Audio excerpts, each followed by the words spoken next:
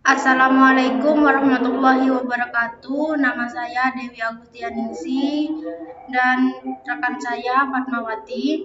Di sini saya akan menjelaskan tentang polis, yaitu kebijakan.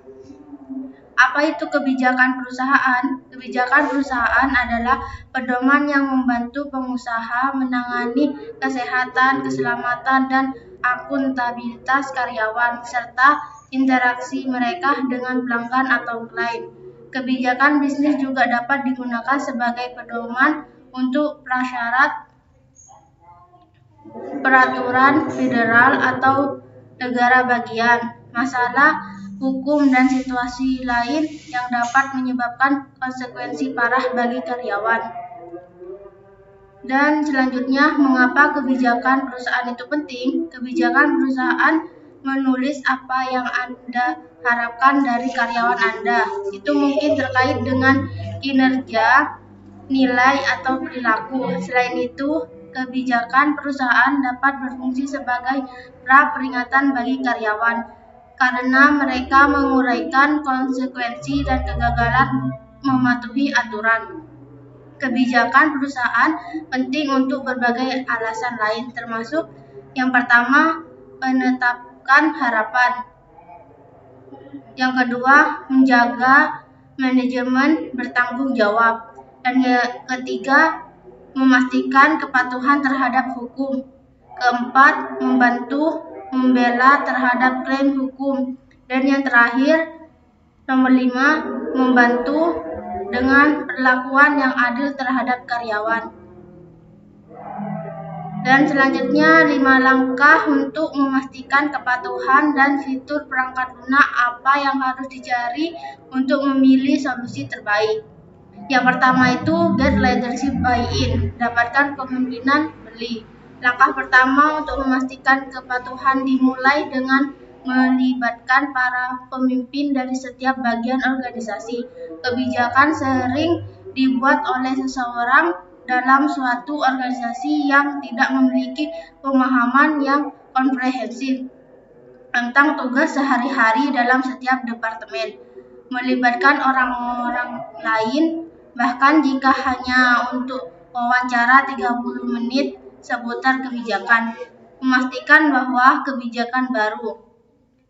Yang pertama, tidak disalahpahami. Yang kedua, gunakan terminologi yang benar. Dan ketiga, masuk akal bagi karyawan. Dan yang kedua, tentukan format kebijakan terbaik untuk audien Anda. Departemen yang berbeda berisi kepribadian, jadwal, dan pengalaman sehari-hari yang berbeda. Untuk memastikan kepatuhan terhadap kebijakan dan prosedur, pastikan Anda mengirimkannya kepada karyawan Anda melalui kapal yang mereka rasa nyaman. Manfaat untuk bertemu dengan para pemimpin divisi Anda adalah Anda dapat memastikan lebih banyak informasi dari mereka, termasuk bagaimana kebijakan akan diterima dengan baik. Contoh persyaratan kapal yang berbeda termasuk situasi di mana karyawan tidak mengakses komputer selama hari kerja, tetapi mungkin memiliki ponsel pintar perusahaan, menjadikan mereka kandidat yang lebih baik untuk presentasi video, kebijakan, dan prosedur mereka. Yang ketiga yaitu membuat kebijakan dan prosedur mudah diakses oleh karyawan Anda. Apakah karyawan Anda tahu di mana mencari kebijakan dan prosedur mereka?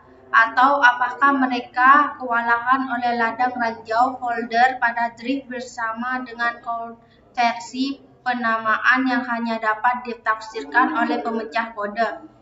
Anda tidak hanya harus menghabiskan waktu untuk memastikan bahwa organisasi, kebijakan, dan prosedur Anda masuk akal secara logis. Anda juga harus memastikan bahwa seorang karyawan dari departemen manapun dan tingkat manajemen apapun harus dapat menemukan kebijakan yang berlaku untuk mereka dalam waktu 3 klik. Ini akan membantu memastikan mereka tidak frustasi dan meninggalkan upaya mereka untuk patuh. Penyusun folder Anda dengan yang pertama departemen, yang kedua jenis kebijakan, dan yang ketiga dan berikan tautan ke drift bersama ini kepada manajer yang sesuai. 4. Menetapkan tenggat waktu untuk setiap kebijakan dan prosedur yang akan diakui. Menetapkan tenggat waktu untuk pengakuan tidak hanya berarti membuat pengingat kalender Outlook pada tanggal efektifnya. Setelah kebijakan dan prosedur telah dibuat dan dapat diakses, buat pertemuan mingguan dengan semua manajer untuk memastikan mereka memiliki rencana yang sukses untuk memastikan pemahaman kepatuhan karyawan mereka. Jika Anda mengirimkan survei ke setiap karyawan, kirim pengingat email terjadwal bagi mereka untuk menjamin mereka telah menerima kebijakan dan prosedur dan mengetahui tenggat waktunya. Sertakan nomor kontak dan alamat email dalam mengingat mereka jika mereka memiliki pertanyaan. Untuk mengelola proses ini tanpa memperlambat server email Anda, pertimbangkan untuk menggunakan solusi perangkat lunak untuk kebijakan dan prosedur. Solusi seperti ConvertPoint dibangun ke dalam SharePoint tetap berada di belakang firewall Anda dan mengakses aktif direktori Anda, sehingga Anda tidak perlu khawatir tentang mengerjakan program yang sama sekali baru ke perusahaan Anda. Dan yang kelima dan yang terakhir, tentukan cara terbaik untuk mengukur pemahaman. Setiap kebijakan dan prosedur adalah individu dan harus diperlakukan seperti itu. Saya menerima tanggapan baik-baik saja untuk beberapa kebijakan standar, tetapi memastikan kepatuhan terhadap prosedur harus melangkah lebih jauh untuk menjamin pemahaman. Tergantung pada tugas atau bidang, mengikuti kuis praktik penjadwalan berjalan atau kombinasi keduanya dapat secara dramatis meningkatkan kepatuhan karyawan Anda dengan kebijakan dan prosedur. Nama saya Fatmawati, NIM 19214010. Apa yang dimaksud dengan kerangka peraturan internal? Kerangka peraturan internal dapat didefinisikan sebagai seperangkat kebijakan, pedoman, dan instruksi tingkat yang lebih rendah yang memberlakukan aturan pada operasi perusahaan. Kerangka peraturan internal adalah alat tata kelola dalam istilah lebih mengikat dan langsung berlaku untuk proses perusahaan keinginan strategis tertentu untuk melindungi aset, mencerminkan kebutuhan bisnis, dan mendukung operasinya. Kerangka peraturan adalah bahwa kerangka tersebut harus dapat diterapkan realistis, konsisten, komprehensif, dapat ditegakkan, mengarahkan, didokumentasikan, dan dapat diakses. Apakah perbedaan antara kebijakan, pedoman, dan standar? Kebijakan sebagai dokumen tingkat atas mencakup persyaratan dan tujuan yang diterapkan oleh manajemen dan dewan direksi. Agar mereka dapat diimplementasikan, mereka harus disertai dengan dokumentasi yang lebih menjelaskan yang dapat disebut pedoman, standar, atau prosedur. Kebijakan itu sama seperti peraturan, harus dikerjakan, harus dicapai tujuan dengan target sempurna. Apa perbedaan antara kebijakan, pedoman, dan standar? Klarifikasi dokumen kerangka peraturan. Dokumen kerangka peraturan internal dapat diklarifikasikan dengan cara yang berbeda. Berikut adalah klarifikasi yang paling sering ditemukan di perusahaan. Klarifikasi berdasarkan sifat dan hierarki dokumen. Kebijakan sebagai dokumen tingkat atas mencakup persyaratan dan tujuan yang ditetapkan oleh manajemen dan dewan direksi. Agar mereka dapat diimplementasikan, mereka harus disertai dengan dokumen yang lebih menjelaskan yang dapat disebut pedoman, standar, atau prosedur.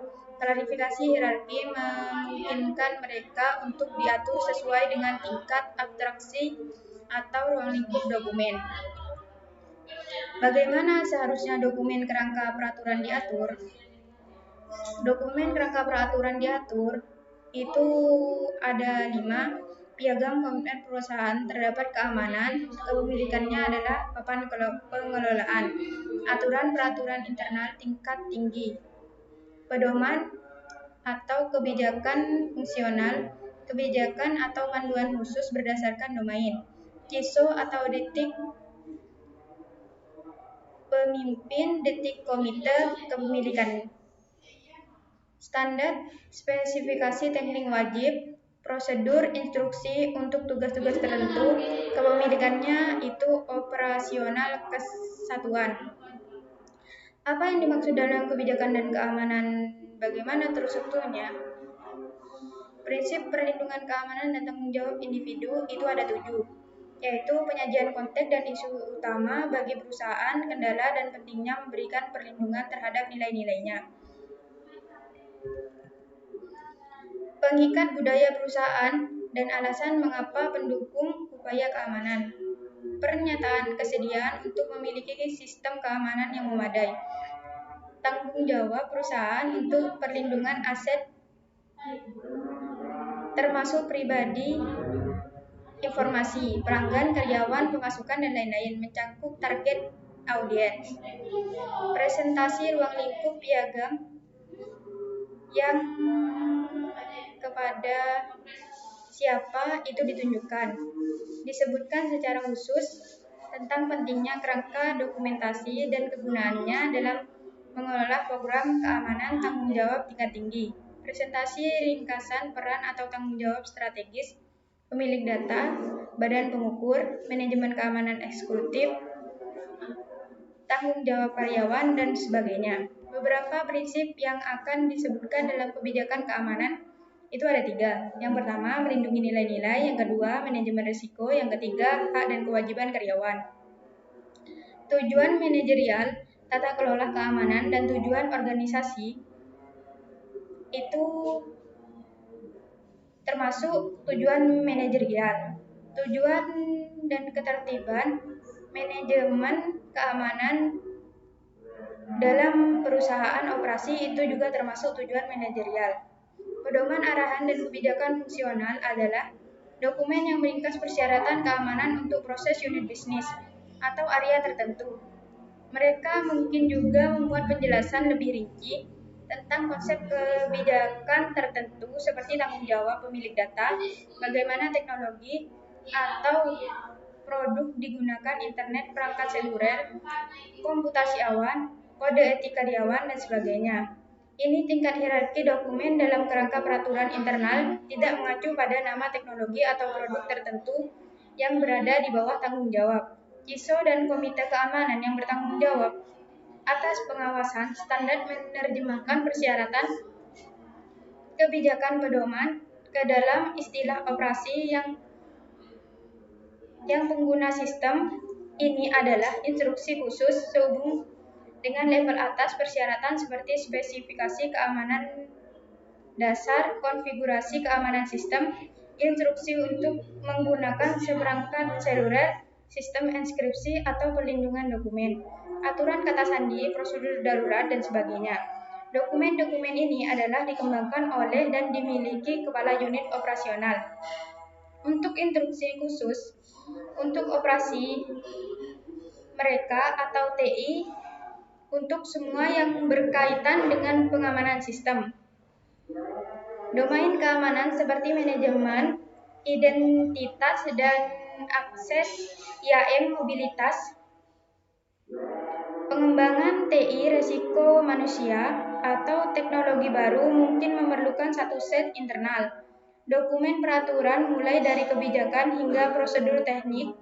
Dalam kasus seperti ini, dimensi ketiga harus dimasukkan, yang merupakan regulasi domain tertentu semua unit bisnis. Contohnya, proses IAM dapat bervariasi dari satu unit organisasi ke unit organisasi lain di tempat yang sama. Perusahaan terutama setelah restrukturasi besar, merger, atau akuisisi Akibatnya, kebijakan pedoman dan standar terkait dengan ini aktivitas dapat berbeda antar unit. Isi piagam dari kebijakan keamanan berikut ini. Kita akan melihat isi dari piagam kebijakan atau fungsional kebijakan secara rinci. Tidak ada model atau kerangka kerja yang diakui secara universal yang dianggap terbaik untuk kebijakan keamanan. Setiap organisasi dapat merancang dokumen kebijakan sesuai dengan kebutuhan. Namun, ada beberapa rekomendasi umum yang dapat diberikan mengenai isi dan bentuk satu kebijakan. Mereka dimaksud untuk membuat itu lebih mudah dibaca, lebih komprehensif, dan pada akhirnya lebih bermanfaat bagi semua pemangku kepentingan dalam organisasi. Beberapa garis besar utama telah dinyatakan. Kami akan sekarang lihat bagaimana mereka menerjemahkan secara konkret dalam dokumen. Bagaimana kerangka kerja dokumentasi diatur? Untuk membangun kerangka kerja dokumentasi berdasarkan contoh yang telah ditentukan sebelumnya atau template, karena ini melemahkan tata kelola keamanan.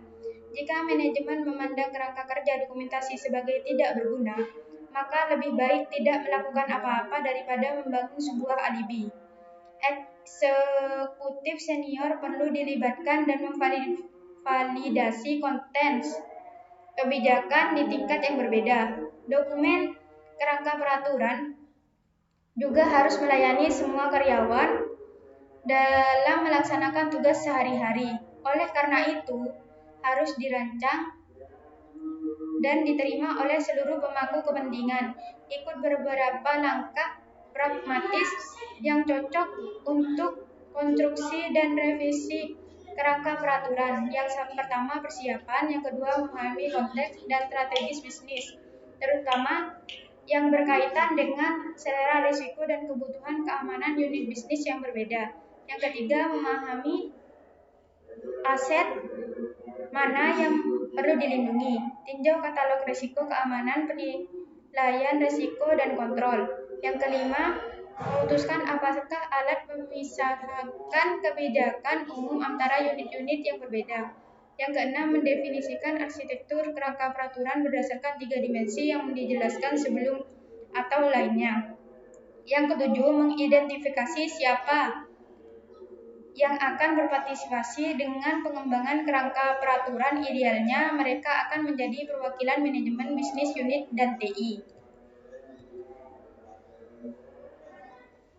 Demikian presentasi dari kami, Dewi Agustianingsih dan Fatmawati. Kurang lebihnya mohon maaf. Wassalamualaikum warahmatullahi wabarakatuh.